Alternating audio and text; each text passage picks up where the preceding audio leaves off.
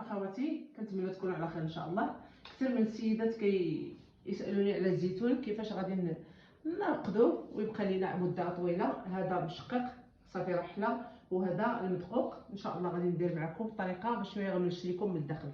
دائما حاجتنا في الملحه الحرشه. هذا درت معلقه هنايا كبيره، غادي نضيف معلقه، انا درتها غير باش تذوب دغيا.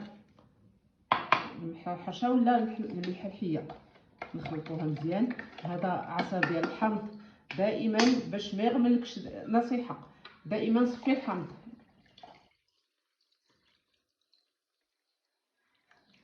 صفي الحامض مزيان وحركيه حتى كتذوقي الملحه وهي هذه.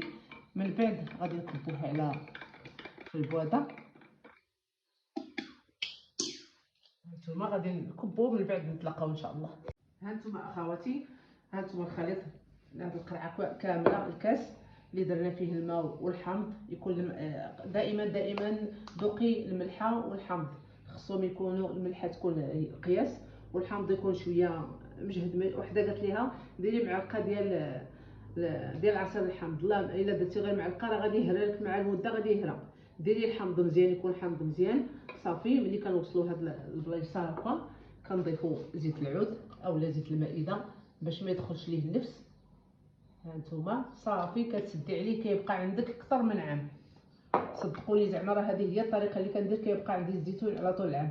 هذوك الشوائب ديال الحامض وداك الشيء اللي كتضيفيه هما اللي يغملوا الزيتون. صافي هو كنخليوه جانبا في شي بلاصه اللي ما فيهاش الضوء ونخليوه صافي. غادي نرجعوا لهذا اللي درنا اللي دوق لينا. هذا غادي يبقى ناكلو فيه، نوجدوه ناكلو فيه كما العاده. غادي نضيفو الحامض نصفيوه كذلك. هانتوما الحامض يكون بكثره باش الا بغيتي الحامض الزيتون ديالك يبقى دائما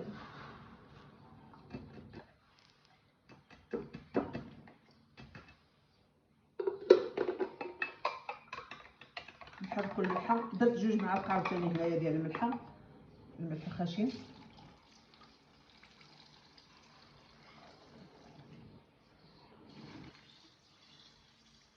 الا خاص الماء غادي نضيف الماء، لان هنايا كاينه الملحه والخل مزيان، ما تخافوش عليه. صافي غادي نضيفوا الزيت كما العاده ونسدوا عليه ونخليوه من غدا ان شاء الله نبقى ناكلو في هذا.